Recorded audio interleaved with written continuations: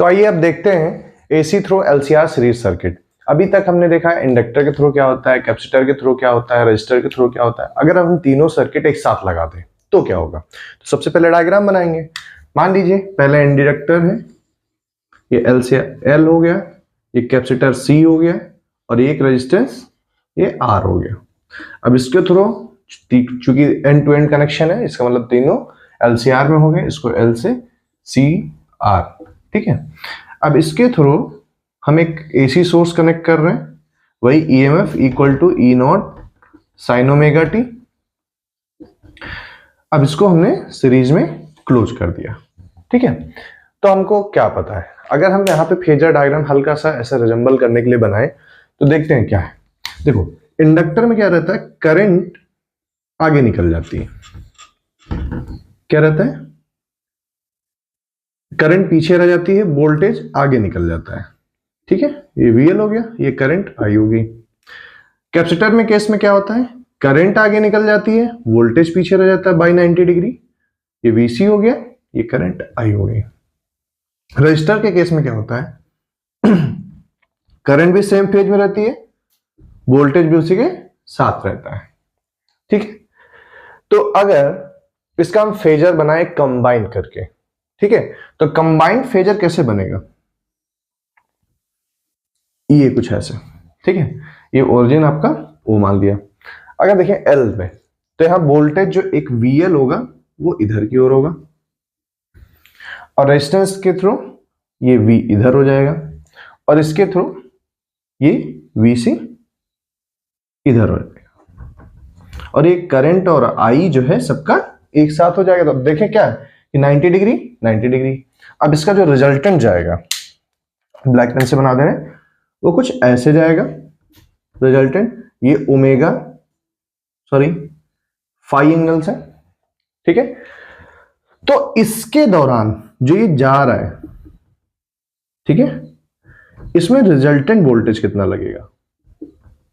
तो देखो resultant voltage क्या होगा, ये जैसे कि अगर एक पेन पे आप फोर्स एक तरफ लगा के खींच रहे, दूसरा फोर्स लगा के खींच रहे, तो रिजल्टेंट क्या होता है, दोनों का डिफरेंस ले लेते हैं। यानी जो ये इफेक्टिव वोल्टेज अक्रॉस इधर होगा, यानी यहां पे इस दौरान, तो ये VL माइनस VC हो जाएगा, ठीक है। यहां पे कोई कंफ्यूजन नहीं होनी चाहिए, ये VL माइनस VC हो जाएगा, ठीक है। तो ये VL माइनस VC, चूंकि ग्राफ है तो जितना लेंथ इधर होगा, अब इसको अगर हम नाम दे दें तो O A C और ये B मान लो, ठीक है। तो इस ग्राफ से हमें क्या पता चल रहा है, ये ग्राफ से ये पता चल रहा है कि जो OB है, यानी OB है, B यहां पे लिख दे रहा हूं, वो बराबर है AC के, यहां पे A लिख दे रहा हूं क्योंकि सेम ही डिस्टेंस है, ठीक है। और वो किसके बराबर है, VL माइनस VC के।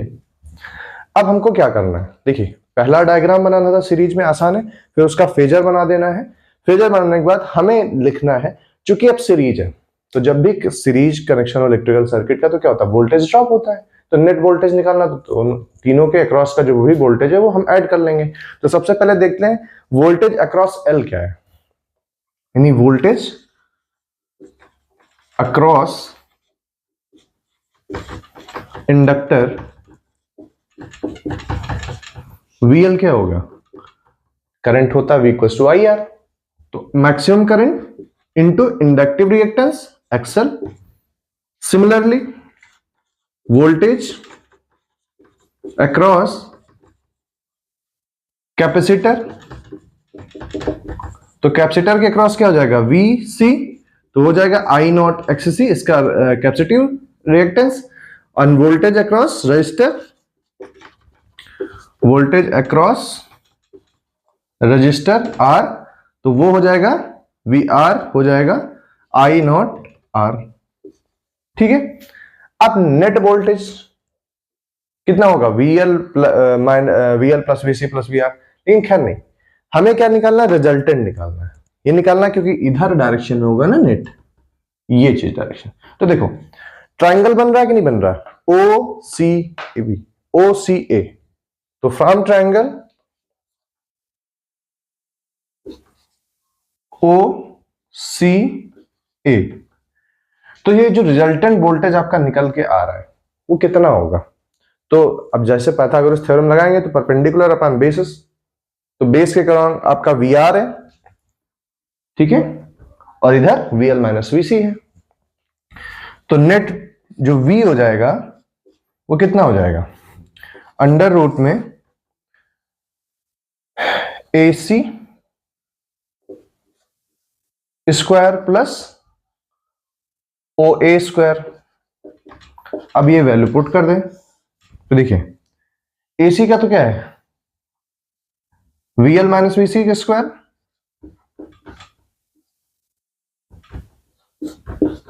प्लस वी आर स्क्वायर, ठीक है।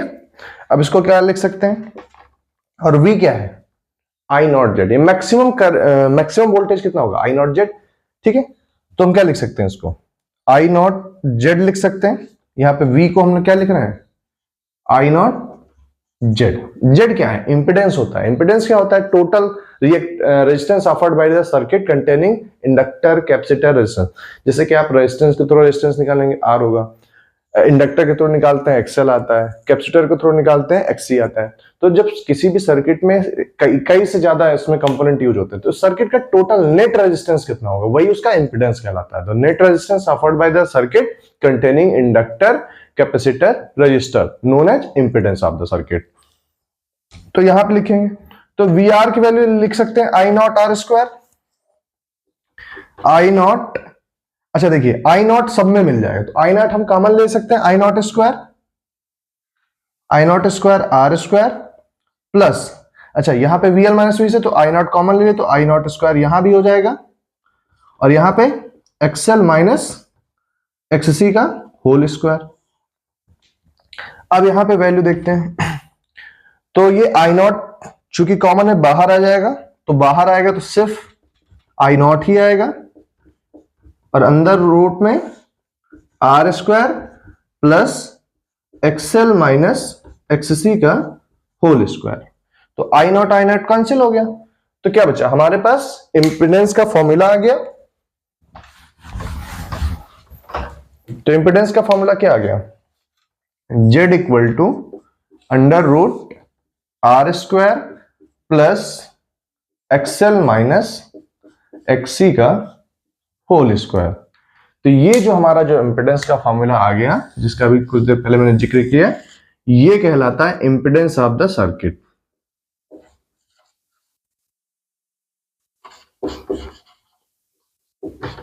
ठीक है। अब अभी यहां पे बात नहीं खत्म होती है, आप निकाल सकते हैं कंडीशन ऑफ रेजोनेंस पूछी जाएगी, कंडीशन ऑफ कई तरह की इंडक्टिव कब होगी, रिएक्टिव कब होगी, अब फेजर में करंट आगे चलेगी पीछे चलेगी, तो उसके लिए केस बनता है। अगर हम इस फाई को कैलकुलेट करें तो इस ट्रायंगल में tan फाई अगर ले लिया जाए, इसी again triangle from triangle O C A, from triangle O C A, आपको tan फाई क्या मिल जाएगा, tan फाई मिल जाएगा अगेन परपेंडिकुलर अपॉन बेस होता है VL minus VC by V R. अब वीएल वीसी वी आर की अगर वैल्यू पुट करें तो I naught XL minus XC upon में आई नॉट आर। तो आई नॉट कैंसिल हो जाएगा, तो tan फाई की वैल्यू क्या हो जाएगी, तो tan फाई की वैल्यू आपकी हो जाएगी XL minus XC by R. ठीक है, तो इससे आप इंपिडेंस ट्रायंगल भी बन जाता है। ठीक है, तो उसको नीचे वाला हम रब कर दे रहे हैं। तो हमारे पास जो tan फाई आ गया, तो tan फाई आ गया एक्सएल माइनस एक्ससी अपॉन में आर। यानी इस पे डिपेंड करेगा कि सर्किट में करंट और वोल्टेज के बीच में क्या फेज डिफरेंस रहने वाला, करंट आगे चलेगी या वोल्टेज आगे चलेगी या दोनों साथ साथ चलेंगे। तो इसके तीन केसेस बनते हैं। तो पहले केस में मान लीजिए एक्सएल बराबर है एक्ससी के, उस केस में 0 बाई आर, tan की वैल्यू क्या हो जाएगी, 0 होगी, जो कि पॉजिटिव होती है। अगर z की वैल्यू देखी जाए तो z भी सिर्फ और सिर्फ r स्क्वायर के बराबर या फिर बोले z r के बराबर हो जाएगा। और यही कंडीशन ऑफ रेजोनेंस कहलाती है। क्या कहलाती है? Condition of resonance. अब इस केस में हो क्या रहा है, एक्सएल बराबर एक्सी होगा तो एक्सएल माइनस एक्सी वाला टर्म 0 हो जाएगा, तो सर्किट प्योर रेजिस्टिव हो जाएगी। क्या हो जाएगी? Circuit becomes pure resistive. Circuit becomes pure resistive जिसकी वजह से क्या होगा, करंट और वोल्टेज सेम फेज में हो जाएंगे, हम साथ साथ हैं। ठीक है, तो इस केस में आउटपुट आपका मैक्सिमम हो जाएगा, तो नेचुरल फ्रीक्वेंसी ड्राइवन फ्रीक्वेंसी के बराबर हो जाएगी, जिसकी वजह से रेजोनेंस जो है आपको मिल जाएगा। रेजोनेंस कब मिलता है? जब एक्सएल बराबर हो एक्ससी के। तो कई बार आपसे पूछा जाता है, तो रेजोनेंस कंडीशन ऑफ रेजोनेंस क्या है? एक्सएल बराबर एक्ससी के। ठीक है, अगर आपको रेजोनेंस फ्रीक्वेंसी भी निकालना हो तो इसी फार्मूले से निकाल सकते हैं। हमें पता है एक्सएल का फॉर्मूला होता है ओमेगा एल और एक्ससी का फॉर्मूला होता है 1/ओमेगा सी होता है। ठीक है, तो अगर हम इसको नीचे मल्टीप्लाई करा दें तो क्या मिल जाएगा? L omega square is equals to 1/, ये जाएगा एल सी। ठीक है, ये ओमेगा इधर मल्टीप्लाई, एल इधर मल्टीप्लाई हुआ है। और ओमेगा की वैल्यू क्या होती है? ओमेगा की वैल्यू अगर देखें जाए तो 2 पाई न्यू होती है। ओमेगा इक्वल्स टू क्या होता है? 2 पाई न्यू होता है। तो अब यहां पे स्क्वायर करेंगे तो 4 pi square nu square equals to 1/LC हो गया, या फिर इसी को लिख सकते हैं nu square equals to 1/4 pi square LC, या फिर न्यू इक्वल टू क्या लिख सकते हैं, रेजोनेंस की बात कर रहे हैं, आर ही लेके चल रहे हैं। तो देखिए 4 का अंडर रूट 2 आएगा, पाई स्क्वायर का अंडर रूट पाई आएगा, तो 1/2 पाई अंडर रूट LC। ये फार्मूला होता है रेजोनेंस फ्रीक्वेंसी कैलकुलेट करने का। बहुत सिंपल है। तो आपको क्या करना है, बस एक्सएल इक्वल टू एक्सी जो कंडीशन है वही लगा देंगे, ओमेगा की वैल्यू 2 पाई न्यू रखेंगे, आराम से आ जाएगा। तो फार्मूला याद करने की जरूरत नहीं है, अगर आपने समझा है तो हो जाएगा। तो ये हो गया पहला केस। अब दूसरा केस देखते हैं, तो इसको मिटा देते हैं। केस है जब एक्सएल जो है वो ग्रेटर देन एक्ससी हो जाए। तो इस केस में क्या होगा कि tan फाई की वैल्यू पॉजिटिव हो जाएगी। ठीक है, तो tan फाई पॉजिटिव हो जाएगा और सर्किट बिकम्स इंडक्टिव, यानी इंडक्टेंस डोमिनेटेड होगा। तो सर्किट बिहेव्स इंडक्टर डोमिनेंट। इसके जब इंडक्टर डोमिनेंट होगा तो क्या होगा, वोल्टेज लीड करेगा, hence voltage will lead current. Voltage will lead current, यानी वोल्टेज क्या होगा, करंट से आगे निकल जाएगा। ठीक है, तो ये सेकंड केस हो गया।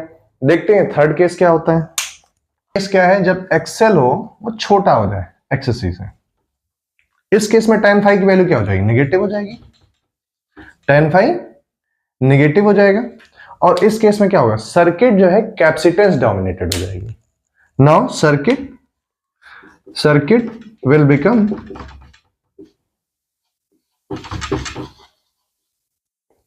Capacitor dominated. Capacitor dominated. अब जब कैपेसिटर डोमिनेटेड हो गई तो आपको पता है क्या होगा, करंट आगे लीड कर जाएगी, वोल्टेज पीछे रह जाएगा। Hence current will lead voltage.